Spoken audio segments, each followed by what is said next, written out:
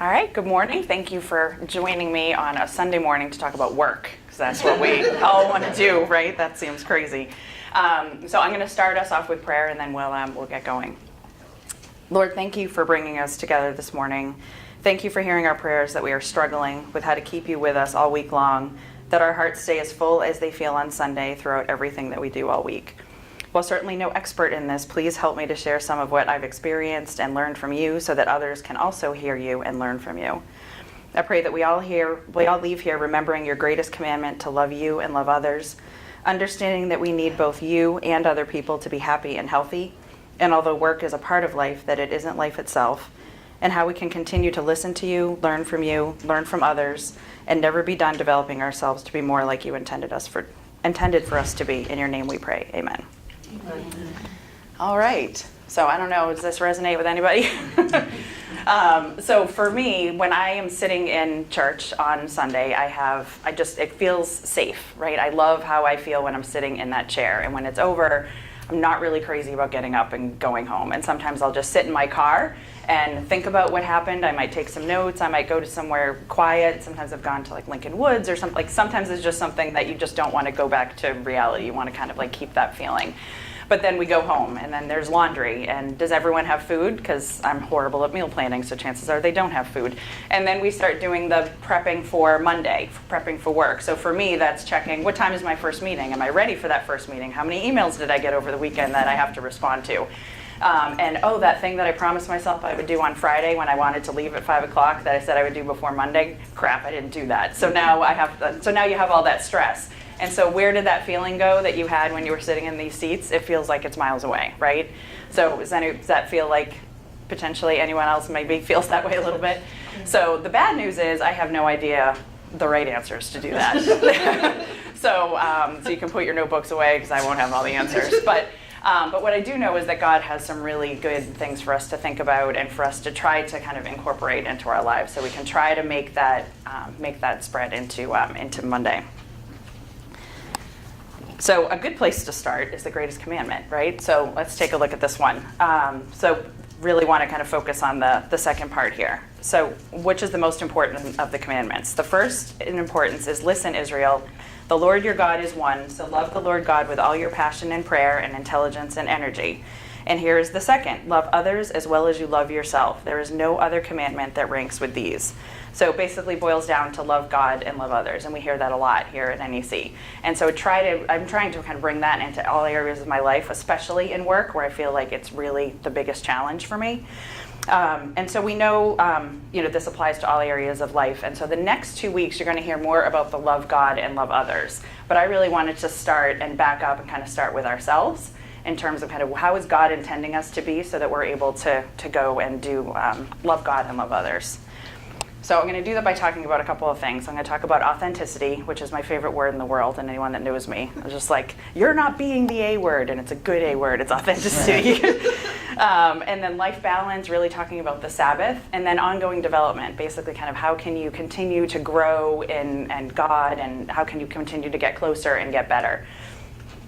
So we'll start with my favorite word, which is authenticity.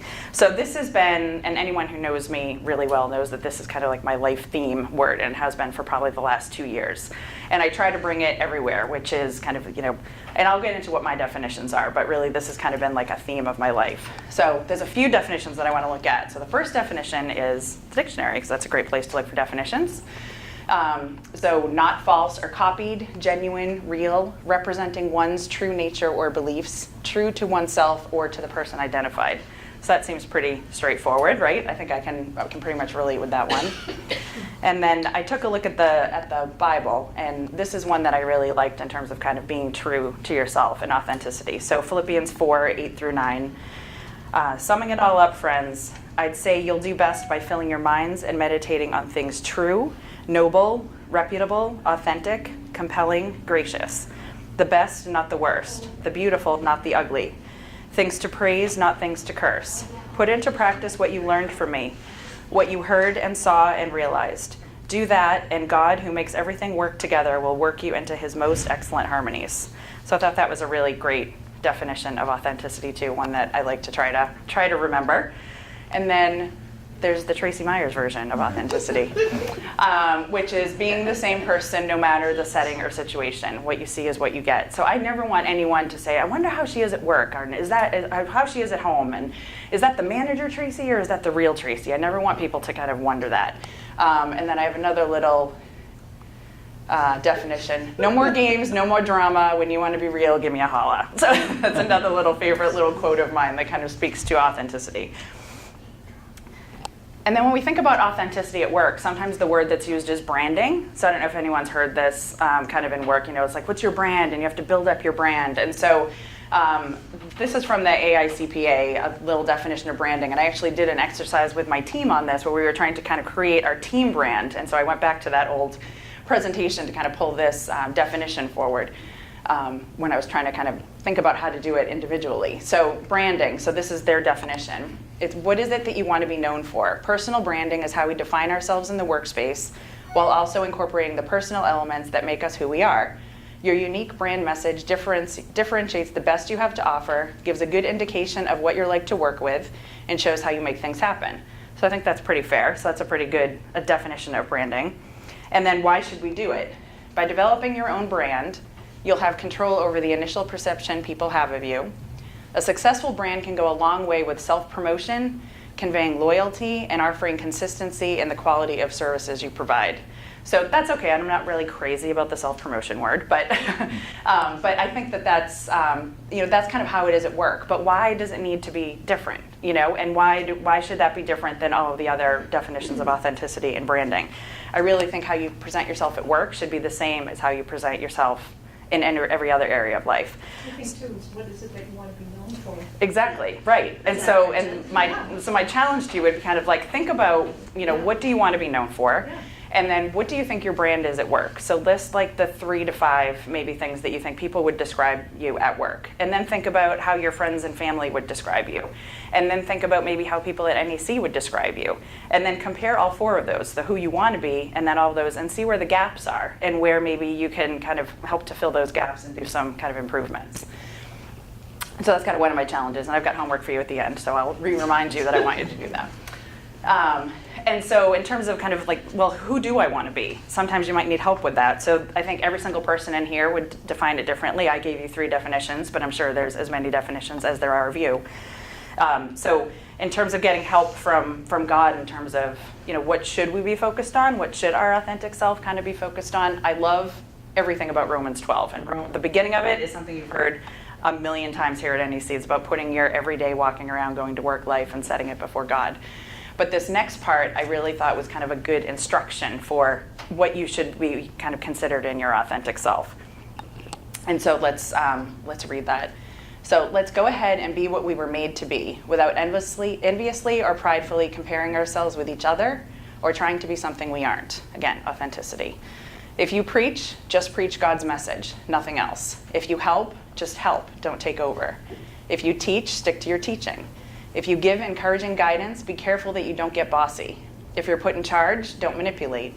If you're called to give aid to people in distress, keep your eyes open and be quick to respond. If you work with the disadvantaged, don't let yourself get irritated with them or depressed by them. Keep a smile on your face. Love from the center of who you are, don't fake it. Run for dear life from evil, hold on for dear life to good. Be good friends who love deeply, practice playing second fiddle. So I really, really like that, and it's kind of, and that, if you're trying to figure out who do I want to be, see how it matches up to this too, right? And see if that's kind of what you're doing. And then thinking about work, so the thing that really hit me is practice playing second fiddle. That's not how we're trained to be at work, right? We're trained to be the best and rise to the top, and you've got to win, and you have to be right. And so that one is really more of a challenge. But when I think about it, and I think about people that are around me at work, the ones who are kind of like fighting for turf, and I'm sure that you've seen that before. So the winner doesn't really seem like a winner to me. So, and if you win, and you're kind of doing it like at all costs and trying to rise to the top and not really doing all of this other stuff, it doesn't feel good. But I think that that's something that's a little bit out of our comfort zone, is to kind of think about how, how to do this and still be okay with yourself at work. So how is your personal brand at work and your authentic self, and kind of how that clashes sometimes, right? So that's probably pretty challenging. So the next thing that I want to talk about a little bit is life balance. So I didn't do a huge introduction of myself in the beginning because I'm going to share a little bit about me now, just to kind of share that I do kind of get the concept of life balance. So this is my calendar at work. This is 1 week of my calendar at work. And as Cliff mentioned, it's a little obnoxious with the color coding, but you can see I'm very excited for Thursday because it looks like I got an hour and a half of free time to actually do some work on that day. So that's really exciting. And then I've got some people that are out on vacation. I have 11 people that work for me. So I've got all of that. And then on top of that, I have my family calendar, also obnoxiously color coded. So every family member has their own color code, and especially if you ask my husband, if it is not in this calendar, it does not exist. It's not happening. If it's not there, it's not a thing. And so in terms of, so this is kind of like the scheduled life that I have. But then we go into kind of the personal life and the people that are in my life. So this is my family, so my amazing husband, Mike, and my daughter, who's going to be 13 tomorrow, which is freaking me out. And then we have, God bless you. So we've got a Brady Bunch thing going on. So I have Juliana, who's turning 13 tomorrow, and Jack, who is 16 and is going to be getting my car when he comes home tomorrow. And then we have Craig, who's also 16, and Emma, who is 19 and a sophomore in college. So there's a lot going on with that group. And then on top of that, so I've got my mom and I have my sister. My dad had passed away a couple of years ago. And then with my sister comes a family. So I've got 2 nieces and a nephew. And then story for another day, but so I was adopted, and this is my birth mom, who I was just reconnected with about 5 years ago. So I met her, and then with her came another brother and a sister, and another little niece. And then she found my birth dad, and then with him came another sister. So there's a lot going on here that I'm trying to juggle, right? And then don't forget about my friends, right? And then we've got my dog. So there's a lot going on. So I get life balance and trying to kind of like figure out how the heck do I do that with that work schedule and with that family schedule, and then trying to make time for all of these people and 4-legged friends that I care so much about. So how are we supposed to try to find that life balance? So the Bible tells us it should be the Sabbath, right? That we should try to find that Sabbath. And then the passage from Exodus, remember the Sabbath day to keep it holy. 6 days you shall labor and do all your work, but the 7th day is the Sabbath of the Lord your God. So I don't know about you, but I can't just shut down everything on a full day. So I know that's what we're supposed to do, but I can't do it. What I do try to do is find little pockets of time that I try to connect with God and try to rest. So we have this whole world that is, if you're busy, you're productive. If you're busy, you're better. If you're just resting, you're lazy, right? So we really kind of have to try to get ourselves out of that mindset. I know for me, when I feel rested, I get rejuvenated, I get energy back. But that's really hard to do. And it was really hard to do in the early days of the Bible stories that we hear too. So 1 Samuel 3, speak God, I'm ready to listen. So this is where Samuel didn't even know that God was calling him until he did it a few times. He didn't recognize that that was God's voice because he wasn't listening for it. He wasn't taking the time to do that. And then in Luke 24, the road to Emmaus, Jesus explains God's plan to 2 men walking down the road with him. And they didn't even realize it was him until he was just about to leave them. So imagine how they felt. I know they were just like wide-eyed, just like, oh my gosh, he's been sitting here with us the whole time and we didn't even know it. And I think we can relate to that too, that he's walking right beside us all the time and we don't always know it or recognize it or look for it.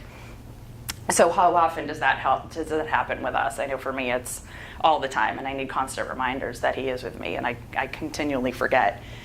So my favorite passage in the entire Bible, which I love that it's on the wall over there, and then also up here, be still and know that I am God. But I need that constant reminder to the point that I'm actually considering getting a tattoo of it, like for real, like right here on my wrist. Because if it's not right in my face, I won't remember it. It's really hard for me to do that. You saw the life and the schedule that I have, so it's next to impossible for me to try to find that time. But when I do, and even if it's just 10 minutes after I leave church to get that kind of stillness, or on my way to work because I've got an hour commute, if that's kind of how I can find it, any little pockets of time where I can find it to try to connect, I'll try to do that.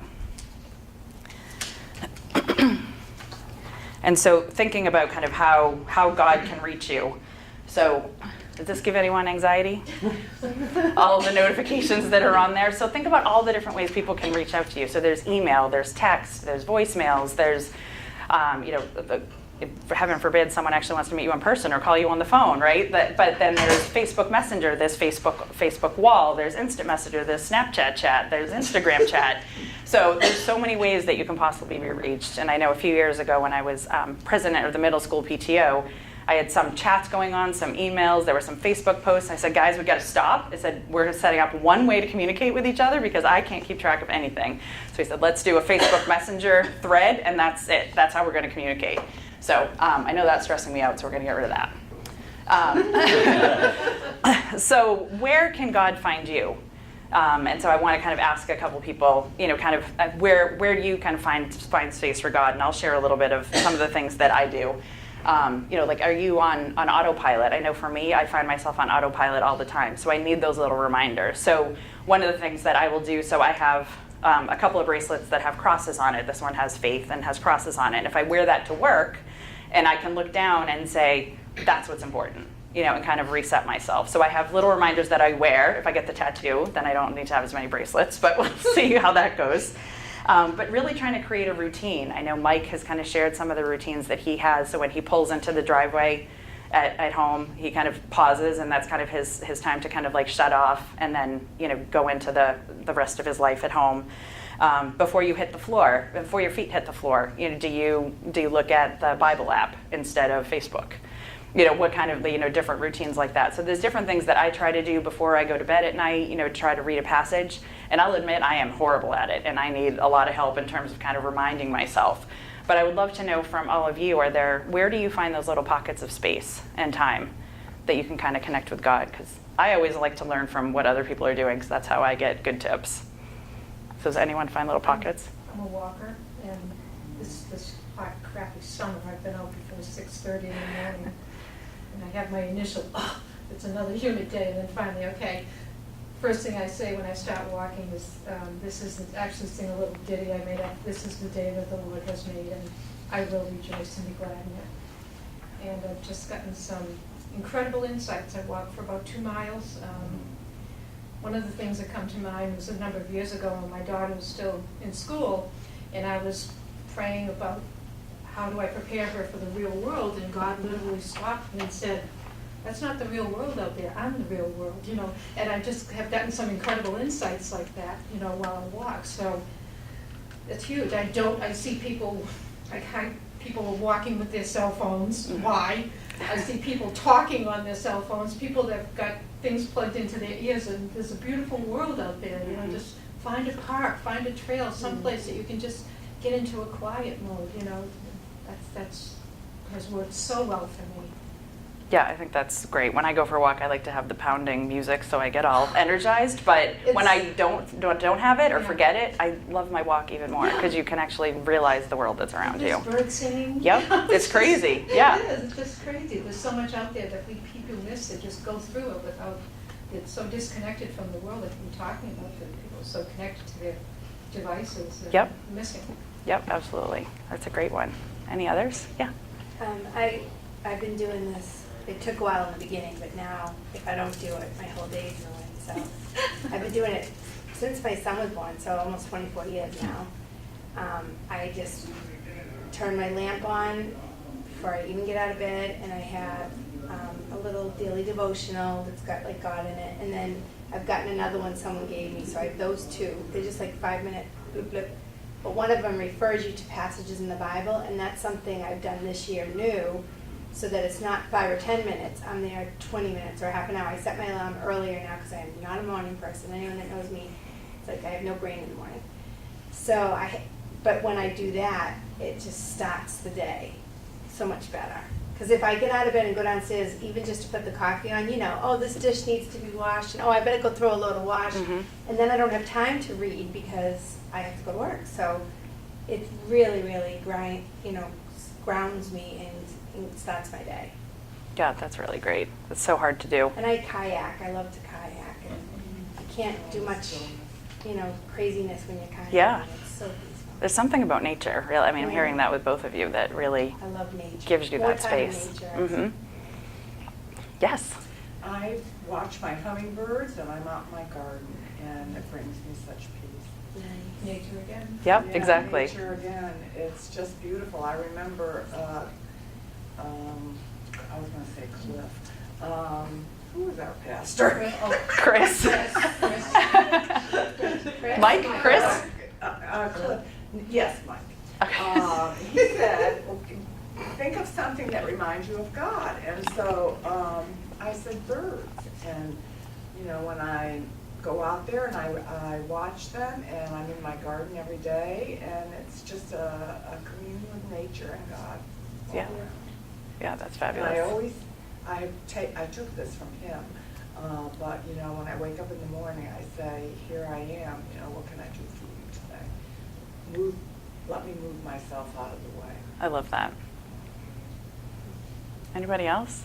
Yes. Yeah, for me, first of all, I love my drive to work in the morning, and I get my first coffee, and I make a conscious decision, you know, to enjoy that drive and that. But then when I get into work, set up the computer, you know, do what I need to do, and then I read my 24-hour books. I have 2 different ones, you know. But then I write a line from it, and that's where, you know, if something's bothering me or I don't feel connected in some way, when I write that one line and think how it refers to me, that's when I find freedom within 5 or 10 minutes of what I'm struggling with. And it's amazing, for me, it works. Yeah, You know, no, that's where great. I find God. Mhm. That's great. Anyone else want to share? All right. Well, then we think of kind of the word work-life balance, right? And since there isn't a real definition for this, I had to go to the ultimate source, Wikipedia, to find out how they define it. And so they say work-life balance is the term used to describe the balance that an individual needs between time allocated for work and other aspects of life. Areas of life other than work life can be, but not limited to, personal interests, family, and social or leisure activities. And so I kind of challenge, you know, do we really want to separate ourselves? So when you walk in the door on Monday, and then when you walk out at the end of the day or on Friday, does that have to be completely different, or is there some way that we can kind of conjoin the two so that you're the same person all throughout? So, because I find if you're trying to kind of do it with the physical pockets of time versus kind of the emotional, like I find it exhausting for me to emotionally separate from the two. And so I really think that we kind of have to challenge ourselves a little bit to say, you know, it's like, well, we're not on, and it kind of goes back to the authenticity thing I was talking about before too, is that you can't be on and a different person, and then at 5 o'clock you become someone else and you kind of refocus. I think that's really just too hard to do. I think it challenges our ability to be authentic when we do that. So what do you guys think? What do you think about that? Is that something that you kind of agree with? Do you see that you're a different person maybe when you're kind of leaving, or kind of how do you define work-life balance?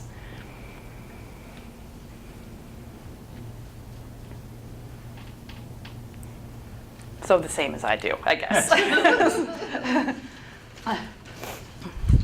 So then finally, development, and this is where I would love some more kind of ideas, and we'll get to it in a few minutes in terms of ways that we can kind of continue to be, continue to develop, continue to learn, continue to kind of try to put this faith at work into action. So one of the ways that I do this is finding support at work. And so I have found some other people who are Christians around me. I work for a bank, so I don't work for NEC, so I can't assume that everyone's a Christian there. But I have found a few people that are Christians, and it really has kind of brought us closer together. And the way that I've done this is kind of, and you'll hear a little bit more about this with kind of loving God at work in the third week. But for me, I'll just mention, say, you know, what are you doing this weekend? I'll say, oh, well, I'm, you know, working the booth at church, or, you know, I'm going to church, and I've got, you know, on Tuesdays, I used to run one of the small groups, and I still do that, but we're taking a break because life is so crazy, right? So we'll get back to that. So they would say, oh, can you stay and do this at Tuesday? I said, I have to lead a small group. And then they would just say, oh, pray for us, because we're dealing with all of this stuff. So like I'll get little messages out there, and then every now and then there'll be someone that says, well, what denomination are you? And what's your church like? And so then you start to talk to people. And there was someone recently that I had brought that up to and said, oh, you're a believer. That makes a lot of sense, which I really, really liked, because then that meant that my authentic self, you know, was kind of carrying myself to work, and that they didn't, you know, I don't want anyone to be surprised by that, right? It's like that's not something we want to have as a shocker. And then a couple other people at work, one of the women on my team, we talk about it a lot, and we've shared books with each other, and we share kind of motivational articles and some things that are work related, some things that are faith related. We've traded books that we think are really powerful. So while I'm not necessarily kind of wearing it out on my sleeve, I don't really have the full evangelical, which is why I'm not doing the love God at work piece. I'm doing the self part. But I still have found different ways to kind of find people who are kind of like-minded and support. And not only do they help me kind of remind myself, it's like those people are watching me and they know how I should be, right? Because we have kind of similar values. But I think it also kind of helps me to also think of how other people are seeing me, which kind of leads to leading with love, which is a phrase that I love.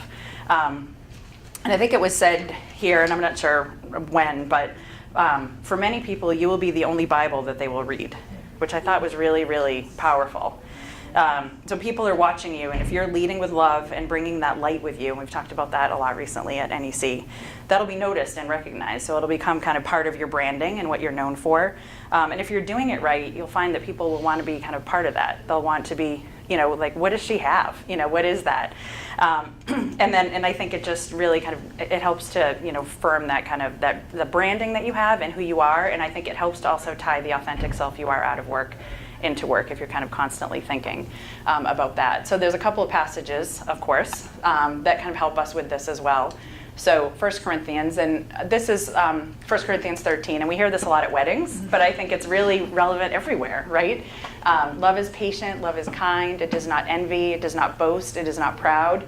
Now, how many people at work can say that they're not boastful and prideful and envious, right? It does not dishonor others, it is not self-seeking, it is not easily angered. I know for me, I get easily triggered with a few things at work. It keeps no record of wrongs. Love does not delight in evil, but rejoices with the truth. It always protects, always trusts, always hopes, and always preserves. And so I think that that's sometimes hard. If you said that that's what our mission is going to be at work, I think there would be a very different culture than probably how many of us work right now. And then what helps me is this next passage from 1 John 4. So, dear friends, since God so loved us, we also ought to love one another.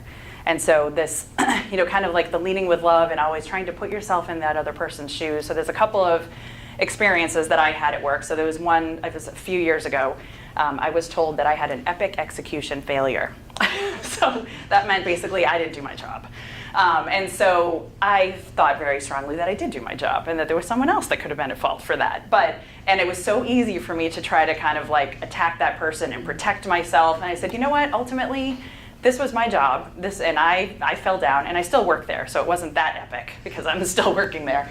But I thought, can I attack this person and kind of go on the offensive? Or should I really just say, you know what? It messed up, let's fix it, And so it's really kind of hard to do that because I think it's so easy. And every time I say the word easy with some stuff like this, it's not really easy. It's easy because it's quick and maybe kind of takes away the sting of the pain right away, but it's not the easy way to kind of handle things in the long run. And then also a couple of years ago, there was a woman who kind of came onto our team and was really trying to make a name for herself and, put her fingerprint on everything and was kind of starting to step on my toes and getting on my turf a little bit. And I was getting a little upset about that. And so, and then I got triggered and I didn't do the best behavior that I should have. And it was just like, she needs to know who's boss. And, it's like, I took care of that. And I'm all proud of myself. But then, the next night I said, you know what, that really felt crappy. So then you kind of have to reset yourself and say, I need to lead with love. And then something else that Mike has been saying too is like, why would a reasonable person act the way that they are acting, right? So put yourself into their shoes. Why would that possibly be something that they would do? And they're new and trying to prove themselves. And so it feels natural. And then from there, you can kind of get to a point where you can kind of understand them. And then we found some common ground and we were able to work great together. And it was fine. But yeah, we do get triggered and we need those reminders that we need to kind of continue to lead with love, which is not easy to do. And then finally, that we need to kind of keep at it. So I know that I fall down. I know that all of us are going to fall down. None of us are perfect. We know that. God is the only one that's perfect. None of us can even pretend to be. And so there's a passage that kind of helps with this. So Isaiah 41, I pulled you in from all over the world, called you in from every dark corner of the earth, telling you, you're my servant, serving on my side. I've picked you. I haven't dropped you. Don't panic, I'm with you. There's no need to fear, for I'm your God. I'll give you strength. I'll help you. I'll hold you steady, keep a firm grip on you. So God is not going to give up on us. So we have to continue not to give up on ourselves. When we get triggers, just reset. Look down at that bracelet, or listen, go outside for that walk and something, and reset, and everything can always kind of be reset the next day. So forgiveness is a thing, right? So we have to constantly forgive ourselves and forgive others when that happens. And so some development resources that I wanted to share with you, and then I would love to hear what some of you use as well. So for me, I do have the hour ride to work. So I've been listening to a lot of podcasts lately, all different kinds of things. And I don't have a favorite one yet, so I didn't want to advertise for one because I haven't really listened enough. But if you search for Faith and Work in the podcast thing, you can find a couple of really, really good ones. I've listened to a couple of really good episodes just by searching for that. And then for smartphone apps, it's just the Bible app. I think some of you probably have that. And in there's a lot of really good plans that you can sign up for. And there's some that are work-life balance. There's a few of them in there that are on work-life balance. And there's ones for other things too, whether it's grief or anxiety or relationships, friendships, things like that. And then there's also a devotion app, which has a morning devotion and an afternoon devotion. It also has kind of some fun trivia and things in there too. And then the app Your Move with Andy Stanley, I really like that one too. So if you see the late night TV shows, it's basically kind of the same thing. So a little half hour kind of talk, and I think those are really powerful too. And Andy Stanley, because he has such kind of like an empire of a business as well, he actually has a really good podcast as well that talks about a lot of things that you can kind of relate to business, but also has kind of a faith base at it. And then the book Leadership and Self-Deception, I thought was amazing. I can't recommend it enough. I actually loved it so much, I bought 3 of them, and then I gave it to one of the women that I was talking to at work, so she just read it, and I've been kind of giving it away to other people at work. Because the thing that I like about this one too is with at work, it's not very clear that it's Christian, even though it is. So you can actually give it to other people at work, and if you're not really comfortable being evangelical about that. It's not like, hey, read the Bible, see you at lunch. So it's a little bit different. So I really like that book a lot. And then of course at NEC, there's small groups, there's sessions like this, there's lots of different resources to kind of continue to grow, to continue to kind of remind yourself. So I would love to hear other resources that all of you kind of go to beyond what I've shared. Because I know there's so many out there, and I've learned some of these from people here at NEC. Does anyone have anything else that they use? Well, I have a thing that comes in like a daily devotional, and it's from K-Love. It's encouraging word, and that's all I listen to in my car. It's 95.5, and it's a Christian radio, and it's just all positive, encouraging stories, and that's all that's in my car the whole time I drive, and it's amazing. But the right songs always come on when you're having one of those moments. Yep. But you can sign up for their daily devotion. Oh, that's great. Yeah, it's really great. Yeah, I don't know if you have Sirius XM, but The Message. I love listening to The Message on Sirius. Yeah, that's a good one. And I listen to the words, and then kind of when I go into the office, it's a great way to kind of walk in with that as opposed to like the pounding hip hop or something that, has a better set. When I get in the door, something else might trigger me, but at least I walk in with an open heart. Anybody else? On the subject of faith at work, one of my greatest growth periods was actually when I was working as a janitor. I was not very good at it, so please don't ask me to clean anything. But it was because I was alone all day. I could listen to anything I wanted to, so I listened to the Bible. And when I started that, I really didn't know the Bible very well. But because you work 8-9 hours a day alone, I listened to a lot of the Bible by the end of it. It was awesome. I almost wish I was doing that now. That can be arranged. Yeah. Some people might find it more useful. Yeah. So anything else, whether it's kind of like to find those pockets or ways that you kind of like connect and try to continue to build yourself up. So maybe some kind of developing is limiting the secular stuff that you listen to, whether it be the news or even TV shows and stuff. Mm-hmm. What are you filling yourself up with every day? I mean, I do a daily Bible reading for the New Testament this year. That's what I've been doing, but I have devotionals that I do every day. But also, like I said, it's just limiting your exposure to the world. Yeah, you can definitely get caught up. And I know if I binge watch a show, which I do a lot, I will be convinced that I work for that person. So I did it with Scandal. I was like, I'm part of OPA, and I'm going to go make some stuff happen. And You mean I'm not Ziva on? yeah, exactly. CIS? Exactly. Yeah, and lately I've been binge watching Suits. I don't know if you've heard I'm of gonna Suits. start calling you Olivia. Yeah. So Suits is the one that Meghan Markle is, who is now the Duchess of Sussex.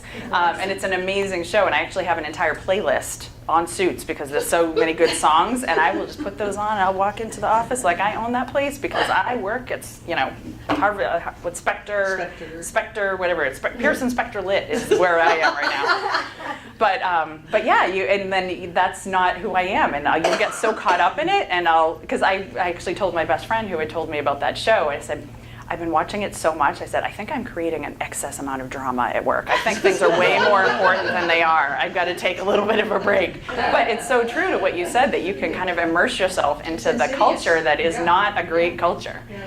Yes, so I probably should binge watch some other stuff. Take a break. No, you can still watch all that stuff, just pray for them. Yes, exactly. There you go. Yeah, I do have to finish. I'm almost caught up. So any other ideas or things that all of you do to connect? I just have a ton of different books, and I like to go to I'm more visual.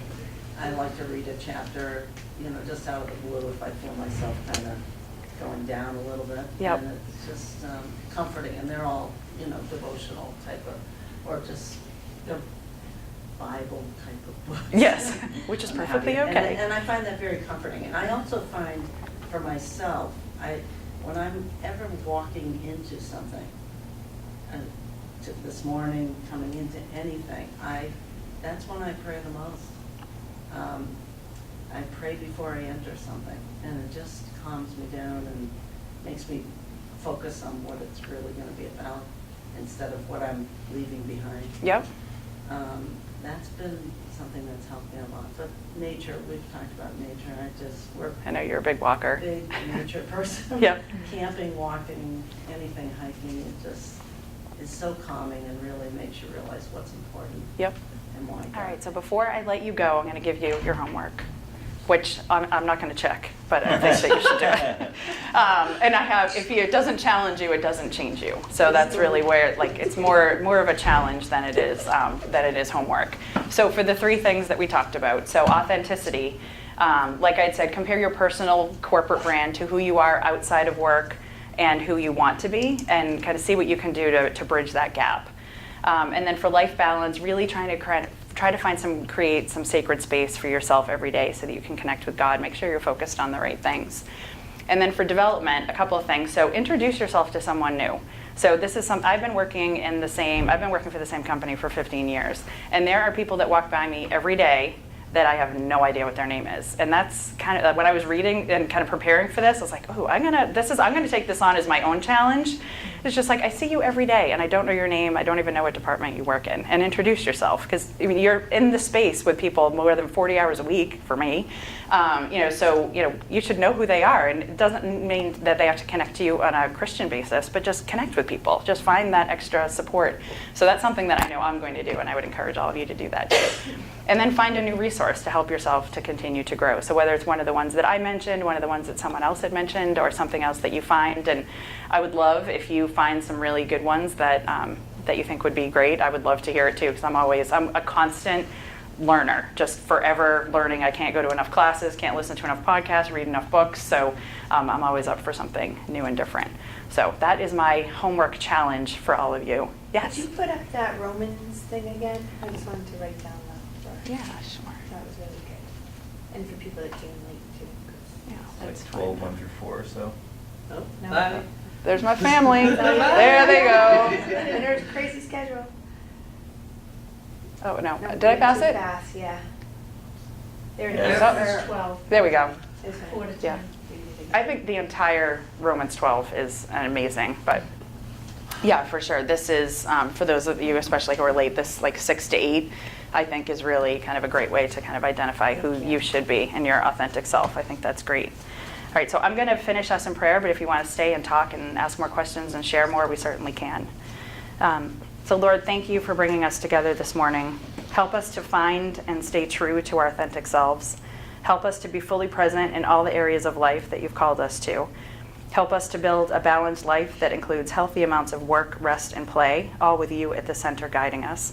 Help us to find you and listen to you, to help us keep our hearts full of you and others so that we can help live life full of love in every area of our lives. In your name we pray, amen. Thanks so much. Thank you.